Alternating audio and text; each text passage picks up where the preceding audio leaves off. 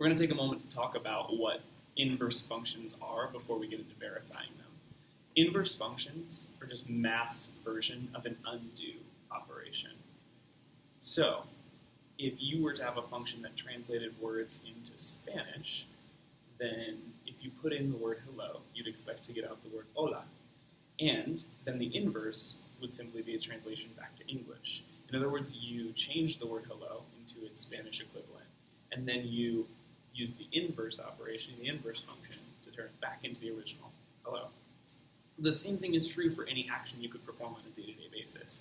If you're sitting in your chair and you are asked to stand up, that's one operation. The inverse operation would be to sit back down, because then you'd be back to your original state of being. And so in this situation, math's idea of inverse functions and inverse operations is identical. It just means that if you do this action, it's going to change something, but then if you do the inverse action, it will restore it back to its original self. In math, we verify this any way of, there are a number of ways actually, but we're going to do it in our class by picking a random input, plugging it in, making sure that it mutates, and then plugging it back into the inverse to see if it restores the original value. So, the random input that I'm going to pick for these functions on the board behind me is the number 5. Which means that if my random input, call it A, equals 5, then I'm going to plug it in here and see how it mutates. F of 5 is going to be equal to 5 squared plus 9. That is 25 plus 9, which is 34. So f of 5 equals 34.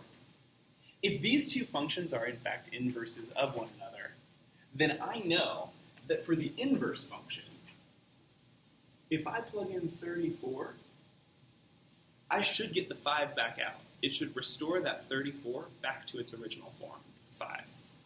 So, this minus 1 is just a naming convention. It doesn't actually mean that you should do anything weird or different to these numbers.